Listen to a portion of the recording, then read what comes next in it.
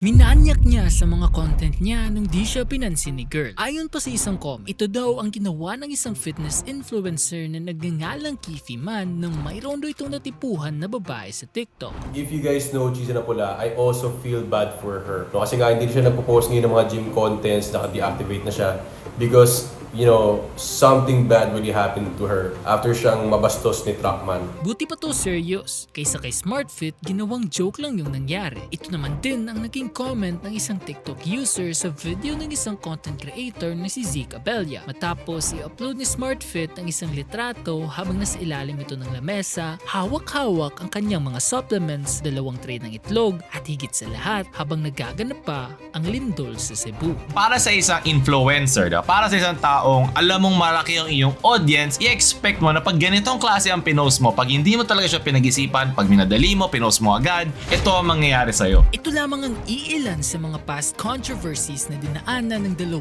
fitness influencer na ito. Isang content creator na gumagawa ng mga videos tungkol sa science-based lifting at isang content creator na nakafocus naman sa mga fitness memes at pagpapatawa sa kanyang mga audience. Ngunit ano nga ba ang dahilan kung bakit pinag-uusapan ang 2 taong ito sa loob ng fitness community? May mali ba silang ginawa? At kung gayon man, ano ba ang pagkakamali na ito?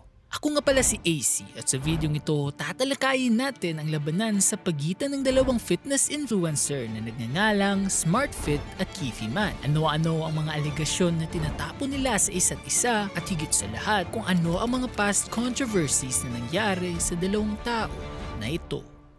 Si SmartFit ay isang fitness influencer na nakafocus sa paggawa ng mga science-based lifting content. Gumagawa din ito ng mga content na kung saan ine-expose nito ang mga taong nagbebenta ng mga fake products at nagpapakalat ng mga fake information tungkol sa fitness. Maliban sa controversy na kumakalat ngayon tungkol sa labanan nilang dalawa ni Kifi Man, nagkaroon na din ito ng iba't ibang mga controversies in the past. At isa na lamang sa mga controversy na ito ay noong nag-post ito ng isang biro habang nagaganap ang lindol sa lungsod ng Cebu. Magnitude 6.7 earthquake sa Cebu ngayon. Mag-ingat po tayo. Ito lamang ang caption na ginamit ni SmartFit sa isang post habang nasa ilalim ito ng isang lamesa. Dala-dala ang kanyang mga supplements at 2 tray ng itlog. Sinundan din niya ito ng comment habang yakap-yakap ang kanyang bagong Honda Civic stating na, "Diyos ko, ang bagong Civic ko, wag naman please." At isa pang comment stating na, "Gagi, ang lakas pa, lindol ka lang, bodybuilder ako." Kahit na ang post na ito ay ginawa lamang bilang isang biro para sa karamihan ng mga tao, parang nagmumukha itong insensitive dahil maraming mga buhay ang nawasak dahil sa lindol na iyon, with them stating na pure stupidity and insensitive. Ang lakas ng loob mag-make fun na akala mo joke-joke lang lahat. Ang daming sa Cebu, mga establishments na nasira at mga patients sa mga hospitals na nasa labas. Tapos umuulan pa dito, konting sensitivity naman para sa mga apektado. Minsan talaga, people would do anything for likes without thinking twice. Dali-dali naman din itong binura ni SmartFit nung napansin niya ang kanyang malaking pagkakamali at nag-upload kagad ito ng apology video stating na, Hey guys, so una sa lahat gusto lang magbigay ng respeto at pakikiramay sa lahat ng naapektuhan ng lindol. Seryosong sitwasyon yun at alam kong hindi biro ang pinagdaanan ng iba. Sa mga hindi nakakalam, Cebuano ko, born and raised here. Abi mong sa uban, taga Manila ko, Tagalog ko nga, gaya-gayaga ako sa mga Cebuano. Tatagalog lang ako sa videos ko so that everyone can understand. Anyways, andito ako na nangyari yung 6.7 magnitude na lindol. hindi lamang din ito ang natatanging controversy na pinagdaanan ni SmartFit. Dahil ayon pa sa mga audience ito, nagkaroon na din ito ng issue dati tungkol sa pag-promote ng isang whey protein brand na ang tawag ay Prothin, with them stating na SmartFit's gym content is supposedly based on science and research. But when there was an issue with the whey protein they were promoting, they suddenly said to wait for further tests. Nagsimula ang lahat ng ito noong March 26, 2024 nang in-upload ng isang fitness expert na si Wisdom Valleser at isang educator at exercise science na si Ja Agawili ang isang post sa Facebook ng test findings nila through DOST FNRI tungkol sa iba't ibang mga brands ng protein sa loob ng Pilipinas. At isa na lamang sa mga brands na nasali dito ay Prothin Whey Rip na makikita naman nating hindi tumutugma ang protein content na sinaad nila sa label at ang test findings mula sa DOST FNRI. With a 21.4 gram difference, talaga namang maraming mga Pilipino ang nadismaya nang malaman nila ang impormasyon na ito. At kahit na naglabas kaagad ng statement ang mismong page ng Protein stating na improper storage can result to a low protein content. Pinagtatawa na lamang ito ng mga tao na dating sumusuporta dito. Just finished my last sachet, will not order again. Wait, what? Improper storage can cause decrease of protein? This has to be a joke. Of course, di pa rin kayo aamin na you're still taking advantage of your customers. Kitang-kita naman sa test na yung mga cheap local brands lang ang pumalpak. At kung paunti-unti namang nawawala ang mga taong sumusuporta sa Protein, patuloy pa rin naman ang pagsuporta ni SmartFit dito, stating na, Okay, so gusto niyo ng recent update sa Protein, di ba? Eto na. There was this random person na nagpa-test ulit sa Protein Whey Rip doon sa DOST just to confirm. And yung sample na ginamit nila ay same batch na ginamit nila Sir Wisdom, yung nagpa-test initially sa whey protein content ng mga local whey protein, which is lot number 8231110. Kung hindi nyo alam anong ibig sabihin ng lot number, a lot number is a unique identifier assigned to a batch of items, meaning isang batch ng products. So hindi siya products galing from Protein para maging bias. And ito yung lumabas na results from DOST na sinubmit ng random person for another testing. And yung ginamit na method is yung Cheldal method, which is yung ginamit rin sa previous test. Bali yung computation is every sachet ng Protein is 30 grams divided by 100 grams multiplied by 67.4 is equivalent to 20.22 grams of protein. Although yung label sa Protein contains 24 grams of protein, pero yung lumabas dito is around 20.22 grams of protein. This may be off by around 4 grams doon sa label ng Protein. This is already a good comparison doon sa 5 grams na protein sa initial testing. pero instead na paniwalaan ito ng kanyang mga audience dahil sa mga panibagong testing para sa ibang mga tao, ay mukhang binayaran na lamang daw ng Protein si SmartFit para protektahan ito, stating na, di mo na lang tigilan yung Protein na yan. Drop mo na yung sponsorship mo dyan, tapos kuha ka ulit ibang sponsor. May damage na bro, tama na. Huwag mo na ipilit. Nagmumuka ka lang tanga sa mga followers mo. Makalipas ang isang buwan, naglabas na naman ulit ito ng panibagong video, answering the question kung worth it pa rin ba daw gumamit ng Protein, na kung saan naman nagpakita ito ng 3 laboratory test results mula sa 3 facilities. At ayon ba sa kanya, Worth it pa bang bumili ng Protein? Eto na yung Protein update na hinihintay nyo. Ngayon yung malalaman as to why I still stand with Protein despite the Protein issue before. The 3 lab tests came from 3 renowned facilities: DOST, PPAC, and Eurofins. Ito yung lab test ng DOST. The second lab test was from PPAC. The third lab test was from Eurofins. Now to summarize, ito yung protein content na declared sa label, and ito yung results na lumabas sa Eurofins, which is 27 grams of protein, PPAC, which is 27 grams of protein per serving, and DOST, which is 25.47 grams of protein per serving. pero kahit na iba't ibang mga results na ang pinakita ni SmartFit sa video ito, tiyak na hindi na talaga magbabago ang pananaw ng mga tao dito. At para sa kanila, nagmumuka na lamang daw na pinagpipilitan na lamang ito ni SmartFit. Taas siguro talent fee nito. Sino ba naman manufacturing company gusto malugi, di ba? So gagawa sila ng paraan para ma-promote ulit products nila. So sino kukunin nila? Yung mga bayad na bodybuilders. Nako, huwag mo nang ipagpipilitang way na pinopromote mo, idol. Baka sumama ka pa sa bagbagsak ng product na yan. Dahil nga binura kaagad nila Wisdom ang Facebook post na nagpapakita ng results na hindi nagtutugma ang protein contents ng Protein, at naglabas kaagad ang brand na ito ng mga panibagong laboratory test results para ayusin ang kanilang pangalan, hindi talaga natin alam kung alin sa mga statements na ito ang totoo. Pero one thing is certain, at yun ay hindi na talaga magbabago ang paningin ng mga customers sa produkto na pinapalabas ng Protein, at lalong-lalo na ang mga influencers na sumusuporta dito. Si Keefe man naman ay isang fitness influencer na nakafocus sa pagpapatawa sa kanyang mga audience. Ngunit ang mga humor na pinapalabas nito ay masasabi nating hindi katulad sa karaniwang humor ng mga tao. Dahil kumpara sa atin, hindi tayo natatawa dito. Para kay Keefe man naman, nakakatawa ang mga biro na sa mga babae.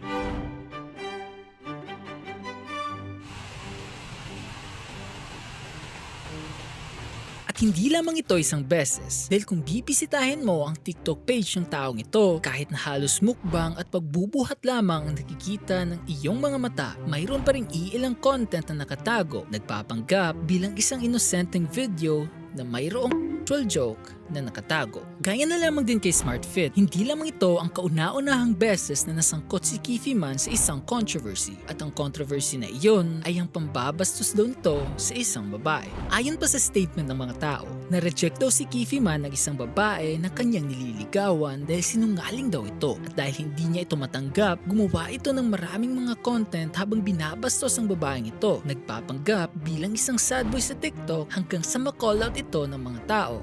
If you guys know Gisa Napula, I also feel bad for her.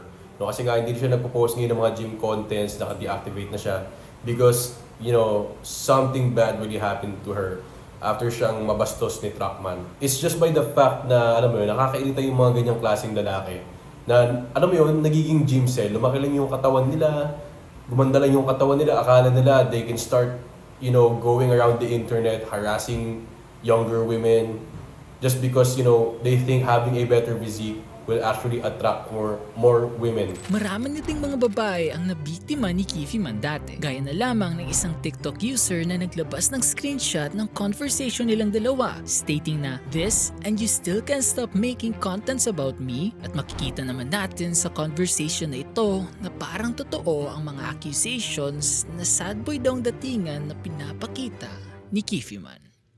Noong July of 2025, nagkaroon na naman ng spotlight ang imahe ni Keefe Man dahil sa caption nito sa isang video, stating na, "When you cut off lust, then you realize how boring most of these women really are." Making his viewers question, "So you mean if you didn't defeat lust, you see these women as toys?" Teka lang, di ako agree dyan. Cut off lust and you will see how women actually are? Siguro lustful yung intent mo, kaya when you remove it, di mo na nakikitaan ng worth yung isang babae. Di ako feminist, pero women should be valued and treasured. Women are more than objects. Hindi ibig sabihin pag nakat mo na yung lust, boring agad yung babae. Bakit? Katawan lang bahabol mo sa babae? Kaya nga may tinatawag na love eh. Kasi kung mahal mo talaga yung babae, hindi ka mabobored, kundi mas lalo ka pang mai-in love kahit ano man siya. Ang mga impormasyon na ito tungkol sa mga past controversies na dumaan sa buhay nila ay isa sa mga napakahalagang bagay na magdidikta kung ano ang pagkatao nila at kung ano ang mga pamamaraan na ginawa nila para malampasan ito. Nag-take ba sila ng full accountability? Naglabas ba sila ng public apology? O kaya naman,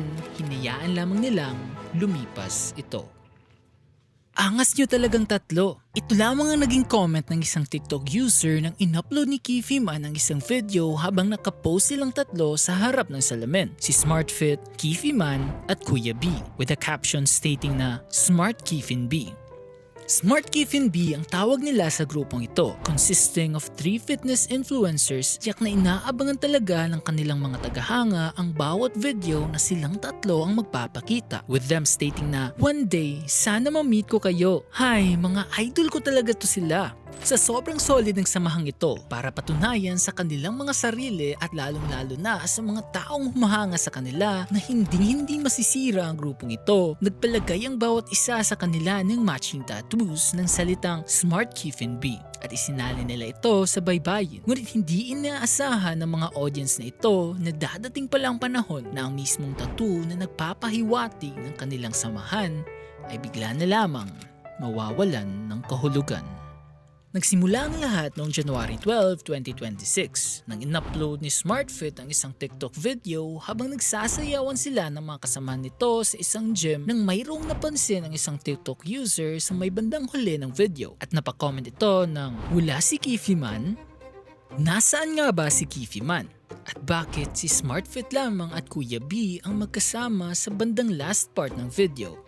At first, sinubukan lamang itong baliwalain ni SmartFit. Ngunit halos sa bawat TikTok video na kanyang pinapalabas, hindi pa rin tumitigil ang kanilang mga taga-suporta sa isang tanong kung nasaan ba si Keefe Man at bakit hindi na ito sumasama sa kanila. Despite sa mga replies ng mga tao sa comments na ito claiming na kaya daw hindi na sumasama si Keefe Man sa kanila ay dahil may problema daw ito sa pag-iisip at narcissist. O kaya naman may saltik daw ito sa pag-iisip. Hindi pa rin natin makukumpirma kung totoo ba na ito ang dahilan. Kaya nung dumating ang araw pagkatapos ni SmartFit maglabas ng 89 TikTok videos, dahil nga hindi pa rin tumitigil ang mga taong nagtatanong kung nasaan na si Kifi Man noong February 25, 2026, naglabas na din ito ng statement kung bakit hindi na sumasama si Kifi Man sa kanilang grupo. Okay, let's address the elephant in the room. Marami nang tatanong and are looking for answers. Bakit hindi na namin kasama si Kifi Man? Bakit kami na lang daw ni Kuya B? Sana yung tandem namin na Smart Kifi ni B? We even got a matching tattoo. Kaming tatlo, baybayin to. This means Smart Kifi ni B. And short answer bakit hindi na namin kasama si Kifi Man or si Jiro is Kupal. Yeah, there. I said it. Ayon pa kay SmartFit, kaya daw kinut off nila si Kifi Man sa grupong ito ay dahil kupal daw ito. He then further stated na kahit gusto daw nilang sabay-sabay mag-grow, ayaw daw sumabay ni Kifi Man sa kanila. Gusto namin mag-grow and hindi namin pipilitin yung taong ayaw sumabay. Maraming mga tao ang hindi satisfied sa sagot ni SmartFit sa videong ito dahil para sa kanila, sobrang broad at bitin daw ang sagot na kupal at hindi sumasabay sa pag-grow, with them stating na di naman ako chismoso pero gusto ko lang malaman ano yung dahilan talaga. No hate lang naman, true lang. At habang iba naman ay gusto malaman ng totoong dahilan, marami pa rin hindi makapaniwala at akala nila biro lamang ito. Humor lang ba to? Sarcasm ba to? Mahirap naman kasi talaga paniwalaan. Tatlong tao na sobrang magkalapit na nagkaroon pa ng tattoo para patunayan ang samahan nila ay bigla na lamang nawasak. Kaya makalipas lamang ang 3 araw noong February 28, 2026, SmartFit uploaded another video at sa pagkakataon na ito, pinaliwanag nito sa mga tao kung bakit niya natawag na kupal si Kifi Man. Marami natatanong bakit ko nasabing kupal si Kifi Man. Bibigyan ko kayo ng isang rason. Isang rason lang out of multiple reasons. Isa sa reason kung bakit dumistansya kami sa kanya is siya yung typical basurang manyakis na tao. Basurang manyakis na tao. Sa loob ng multiple reasons, ito daw ang kauna-unahang rason kung bakit sila dumistansya kay Kifi Man. At yun ay dahil isa daw itong typical na basurang manyakis na tao. SmartFit then provided an example kung bakit niya daw nasabi ito. He stated na, Hindi ko napapangalanan pero may naging ex siya na sinishare niya sa amin bigla yung intimate photos and videos nila. Imagine mo yun, finiflex mo yun sa ibang tao na para bang nakakadagdag ng pagkalalaki mo yun. In the first place, for your eyes only lang yun. Kung nakaya niyang gawin yun sa babae na minahal niya dati, how much more sa tropa niya? how much more sa tropa niya? Sana magets nyo. Sa daandang mga taong nag-comment, isa lamang ito sa mga tao na nakaintindi sa mga pinagsasabi ni SmartFit. Para sa mga tao na hindi nakaintindi, he betrayed his ex by sharing those intimate photos and videos. SmartFit is saying, if kaya niya i-betray yung taong once niya minahal, ano pa kaya sa kanila na mga tropa lang? Hindi nagtagal nakarating din kay Kifi Man ang mga allegations na pinapalabas ni SmartFit tungkol sa kanya. Ito ay dahil na din sa mga taong nag-iiwan ng comments sa kanyang mga TikTok videos stating na, ingat ka, baka i-share ka niyan. At ingat-ingat dyan ate, huwag ka magpa-video, matik ipapanood yan sa iba. Binabalikan din ng audience na ito ang mga dating videos ni Kifi Man na kung saan nagmumuka itong manyakis patungo sa mga babae, leaving comments stating na, this video says it all.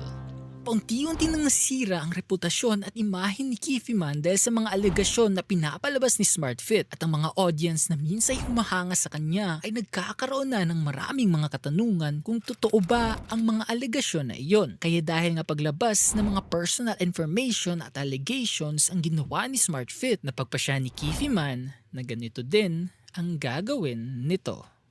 Noong March 1, 2026, kinabukasan lamang matapos ilabas ni SmartFit ang aligasyon tungkol kay Kifi Man, nag-upload kagad ito ng TikTok video habang nagpaparinig na kaya lamang daw kinaibigan ng mga tao si SmartFit ay dahil sa benefit at dahil gusto lamang doon itong magpalibre sa iba't ibang mga bagay. He also stated na mas mabuti na lamang daw maging kupal kaysa sa nagbabanal-banalan sa social media pero gumagamit pala ng marijuana.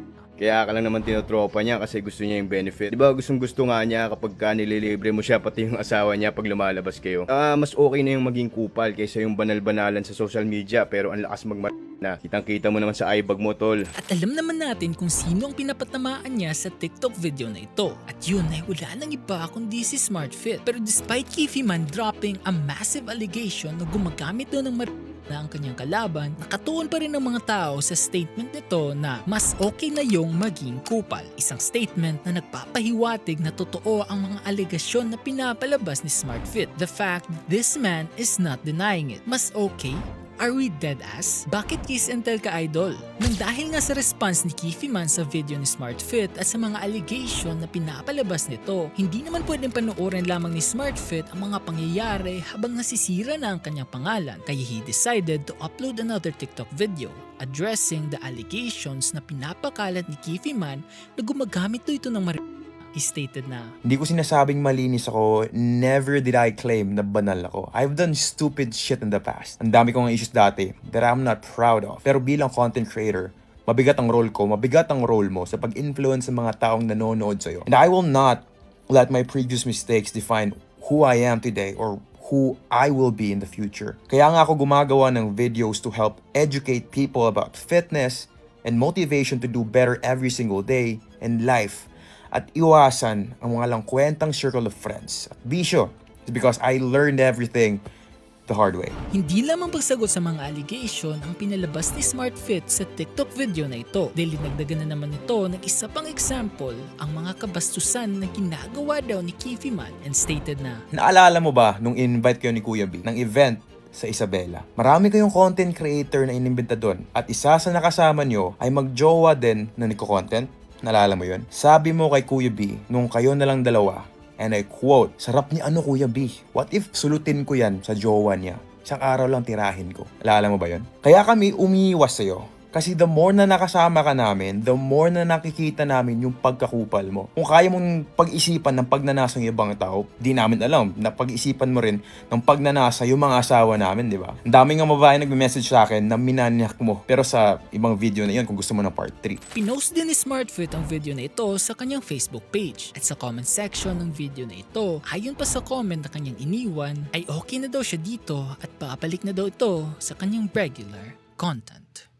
Si Kuya B ang pangatlong miyembro ng trio na ito at dahil nga siya ang pinakamatanda sa kanilang tatlo, tinuturing na din ito ng kanilang mga fans bilang matured na kuya, with other people in the comments stating na, ba't di nyo gayahin si Kuya B? Napanindigan niya talaga yung kuya sa name niya. Napaka-matured magsalita at hindi nagpapadala sa emotions niya. Dahil din sa response video na ginawa ni Kiffy Man accusing SmartFit na gumagamit daw ng at ginagamit lamang siya ng kanyang mga kaibigan dahil nagpapalibre ito. Naglabas din ng TikTok video si Kuya B stating na hindi daw ito totoo. At ayon pa sa kanya, B, anong benefits B? Na gustong-gustong nililibre? Hindi naman kami nililibre ni SmartFit. Kasalanan ba namin? Natunay na kaibigan ng turing namin sa kanya, pati doon sa wife niya B. Unlike na, ikaw, akala namin turing yung, tunay yung turing mo sa amin. Pero unti-unti mo kami binabaliktad, unti-unti mo kami sinisiraan nang wala kaming kaalam-alam. Imaginein mo B, tatlo tayo may tattoo. Tingnan mo, wala kaming kaalam-alam, pina-cover up mo. Ganun kalupit nang wala kaming ka-idea bakit biglang ganun, ba't biglang mo pina-cover up. Anong turing namin sa'yo? Kaibigan pa rin, kapatid, inintindi pa din namin kahit di namin maintindihan sa totoo lang. Tsaka huwag mo kami sisihin sa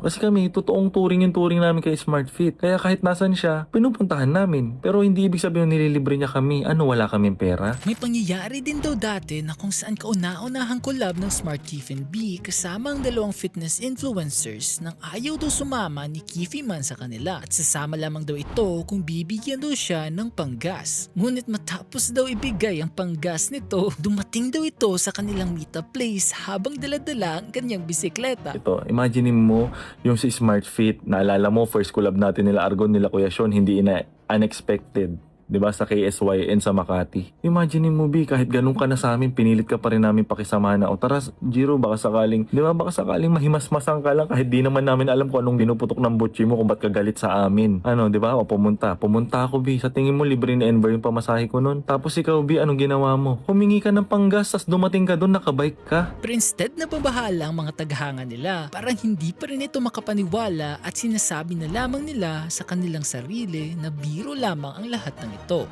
Marketing strategy to, kaibigan pa din niya lahat. Feel ko, marketing strategy to. Sa araw lamang ng March 2, 3 TikTok videos ang nailabas ng Smart Kiff and B. Isa kay SmartFit, isa kay Kuya B. At isa din kay Kifi Man responding sa statement ni SmartFit na I will not make my previous mistakes define who I am today or who I will be in the future. At ayon pa kay Kifi Man, Yun naman pala eh. So I will not let my past dictate who I am today because the past is not who I am from what I am today. No, what I am today is not me from the past. O, di may lahat tayo pwede magbago. Di ba? Wake the fuck up! Also, I'm a content creator. Content creator, yeah? sa mismong sagot pa lamang ni Kifi Man sa mga pinagsasabi ni SmartFit, halatang hindi niya dinedenay ang mga allegations na is ito. At kahit na ang sarili nitong mga audience ay nagbibitaw na din ng comments dahil napapansin din nila ito, stating na not a single allegation was addressed. He just admitted everything SmartFit said. So, agree ka nga. Kinabukasan, in hopes na para matapos na ang kanilang pag-aaway, naglabas ng isang TikTok video si Kuya B para bigyan ng mga life lessons at payo si Kifi Man kahit na hindi na daw ito kasali sa kanilang grupo. Stating na, Yun lang mapapayo ko sa B, ayusin mo yung ugali mo din. Siyempre, wag kang mag-judge ng tao din. Wag ugali yung manira, B. Sinasabi mo mas okay maging kupal kaysa banal, B. Laging matatandaan influencer ka. Mas okay na okay ka kaysa maging kupal, okay? Kasi marami may idol sa'yo. Alam naman natin na pag Kifi Man idol yan, marami talaga nagkaka-idol dyan. Hindi natin maitatanggip. Kaya sana mailid mo sila or mai-guide mo sila sa tamang path, okay? Dahil sila, kung ano yung attitude mo kahit gaano pa ka worse yan, B, gagayahin nila. buti pa to matured mag-isip at kalmado. Salute sa'yo, Kuya B. Mature talaga si Kuya B. Sobrang ganda ng mindset, especially about sa body shape. Napakaganda yung message. Kaya nga sa mismong araw din na iyon, naglabas ng TikTok video si Kifi Man stating na wala daw itong planong magsabi ng mga masasamang bagay patungo kanila SmartFit at Kuya B dahil minsan na daw silang naging magkaibigan. I don't have any plans to say negative things about these people because first of all, even though marami ng mga shit na nangyari is that naging magkaibigan pa rin naman kami dati. Also, everything that they say was happened about a year ago or more than that. It's around 2024 and early 2025. Okay, kita nyo naman dati, matagal na akong hindi sumasama sa kanila. Hindi ko rin alam kung bakit nagsalita sila basta-basta ng kung ano-ano. Just this last few days, di ba, kita nyo naman, ang daming mga negative shit, ang daming mga bullshit na things that are personal, di ba? Na dapat hindi naman kinakalat on social media. Na alam naman natin yan. Okay, lalo na kayo, di ba? Nagkaroon kayo ng mga kaibigan, nagkaroon tayo ng mga tropa na sinasabihan natin ng mga bagay, pinapakitaan natin ng mga bagay na in-expect natin na sa kanila lang yun, no? Itatago lang nila yun sa kanila kasi nga tropa kayo, di ba? Kahit sabihin natin totoo man yan o hindi, alam naman natin na hindi naman talaga dapat yan gawing content at malaman ng lahat, di ba? Especially if wala naman talagang proof. Pero lahat ng mga pinagsasabi ni Kifi Man sa video na ito ay binalik lamang sa kanya ng kanyang mga audience. Huwag daw kinakalat, ikaw din. Huwag mo ikalat sa tropa mo private videos and photos sa ka-intimate time with someone. Pero totoong nagdadamo, switch up bigla. Bros trying to save his career. Kung nagkaroon na nga ng last message si Kuya B at nagbitaw na din ng last message si Kifi Man, naglabas din ng huling message si SmartFit patungo sa isang comment na nagsasabing siya daw isang tropang hindi mo dapat pagkatiwalaan sa lahat ng bagay, na kung saan naman sinagot niya ng Ibang usapan na kapag kinukupal mo ko or kinukupal mo mga kaibigan ko, thinking I will be the bigger person. Just let it slide. I'm done being the bigger person. So shut your bitches up sa mga nagsasabi dyan na dapat di mo na pinatulan. I won't let this slide. Kasi hindi ko siya i-call out. Hindi yan titigil eh. Manyak. Ni isang allegation na binigay ko sa kanya, wala siyang sinagot. Puro ad hominem. Typical underdeveloped prefrontal cortex gym cell. kahit gusto nang tapusin ni Kifi Man ang kanilang issue, mayroon pa rin isang bagay na paulit-ulit sinisigaw ang mga tao sa bawat TikTok video ni Kifi Man. At yun ay kung totoo nga ba na humingi siya ng panggas tapos dumating ng nakabike. Humingi ng panggas tapos dumating nakabike? Pati panggas hinihingi? Idol, sabi ni Kuya B, humingi ka daw panggas pero pagdating nakabike. At kahit na sinubukan niya itong i-deny sa pamamagitan ng pag-reply sa isang comment stating na sige, bigay ko sa'yo yung binigay pang gas tapos i-bike mo Imus hanggang Manila para sa collab. Dahil nga patuloy pa rin ang pagtatanong ng mga tao. Kalaunan, gumawa na lamang ito ng video para sagutin ang mga tanong na ito at para mahinto na din ang mga nakakaasar na mga comments mocking him dahil sa alegasyon na ito. Humingi ng panggas papuntang Maynila tapos nagbike. Totoo ba o hindi? Siyempre, totoo. Okay, alam niyo kung bakit.